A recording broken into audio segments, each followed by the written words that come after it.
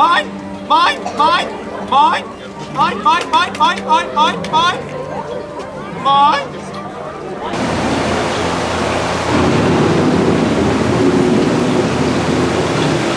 Beneath the surface of the land, roots trap water from the flowing mud, extracting precious nutrients and minerals.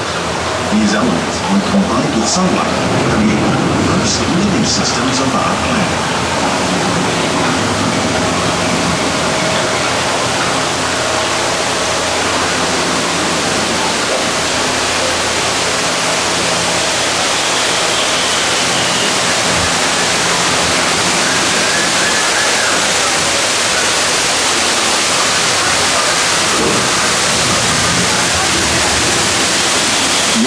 Living systems is the rainforest, home to the most amazing concentration of life on our planet.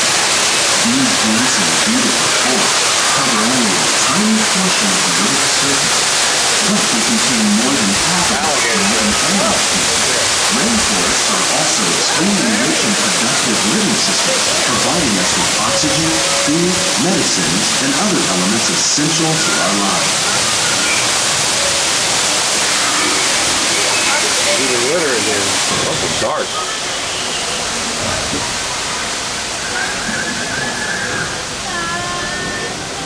In the desert, nature has created a very different, but no less beautiful living system. And while this arid landscape may seem lifeless, it is very much alive. The plants and animals that have learned to survive in these harsh conditions make use of what little water they can find and avoid the scorching rays of the relentless sun. There's the prairie.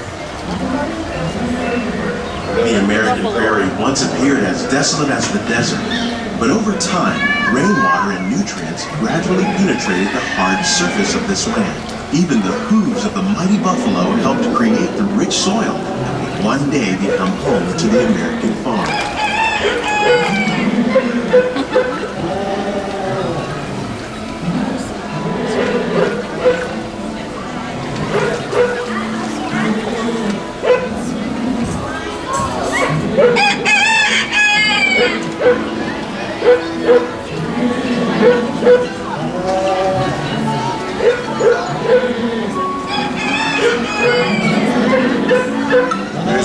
Of all the forces at work on the land, humans have had one of the most profound effects. The need to produce food for a growing world led to the enormous use and sometimes overuse of the land.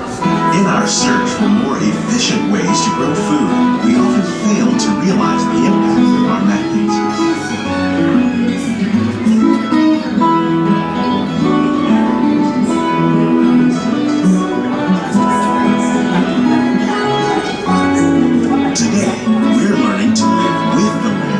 Discovering better ways to grow food that will assure both human and environmental well-being.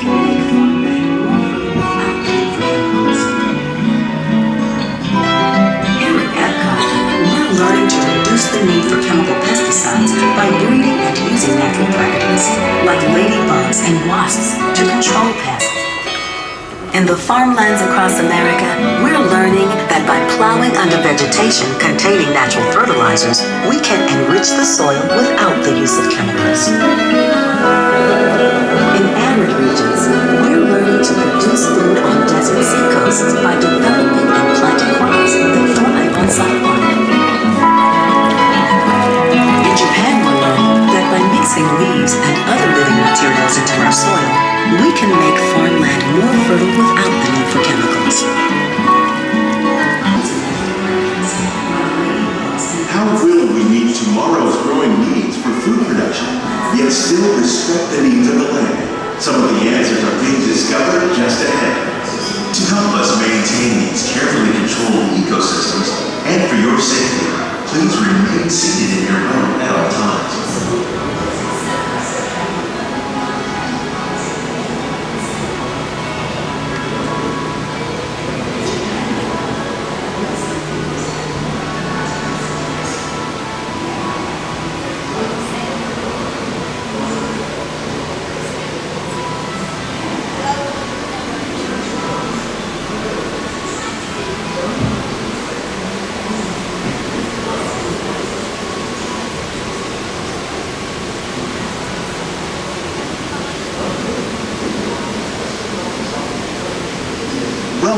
our living laboratory, where scientists from EPCOT and the U.S. Department of Agriculture are exploring innovative ways to produce bountiful harvests now and into the future. We take out the footprints of these. The tropics are home to the greatest diversity of plants on the planet. Many of these, like papaya, bananas, cacao, coffee, and rice, are well known around the world. Eat the jackfruit. These are just a few of the edible plants that have been an important source of nutrition for people living in the tropics. Many are rich in vitamins and minerals, while others are well adapted to growing in less than ideal conditions. Some, like the water lily, thrive in wet, swampy areas and waterways. All parts of this plant, even the flower petals, are edible. The starchy root of the plant has long been used to make flour for baking. What plant? One day, many of these lesser-known tropical plants may be as important as the bananas growing on both sides of the boat. More than 28 million tons of bananas are eaten annually, making it the most popular fruit in the world. Banana tree.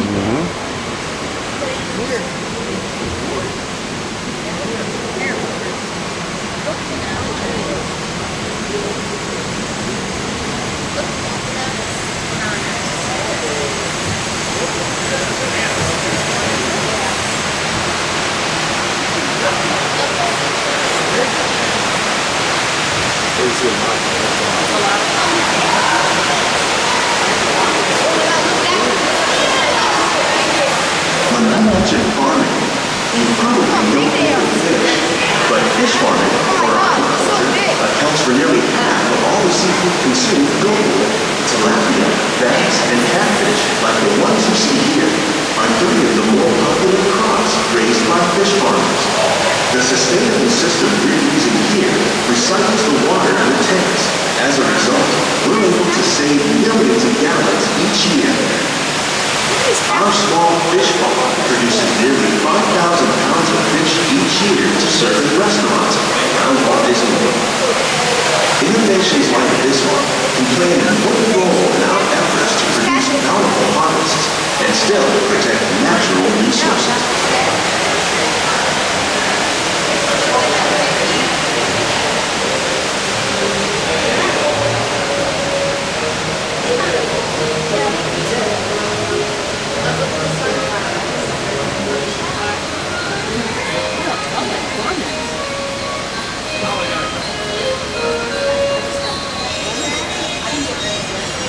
While there are more than 50,000 edible plant species in the world, most of us are only familiar with the handful that make up our everyday diet. The common grains growing here, wheat, maize, sorghum, and millet, plus rice, account for nearly 2/3 of our global food consumption. Learning how to increase yields of these staples is an important goal of research around the world. Coffee.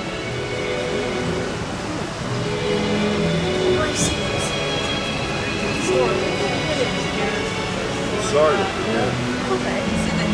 See that at night? It's called Basil.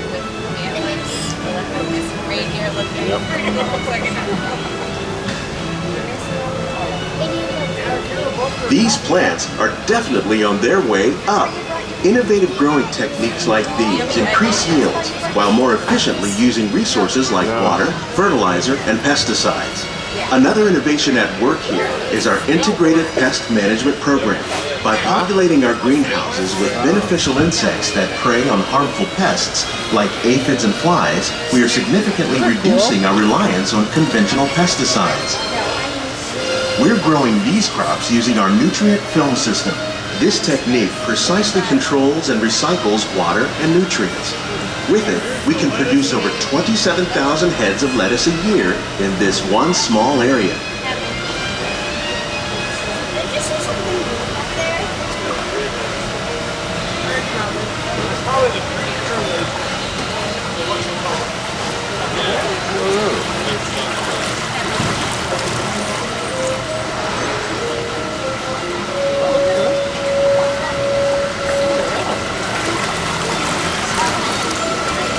Some of our best ideas have been inspired by nature, like these fruit and vegetable trees.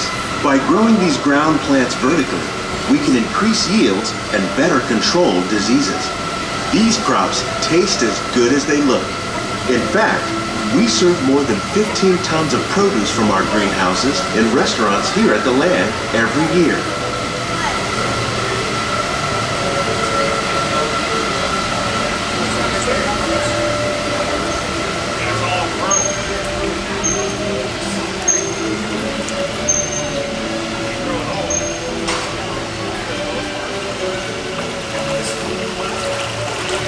Yeah, I always want to do something like that.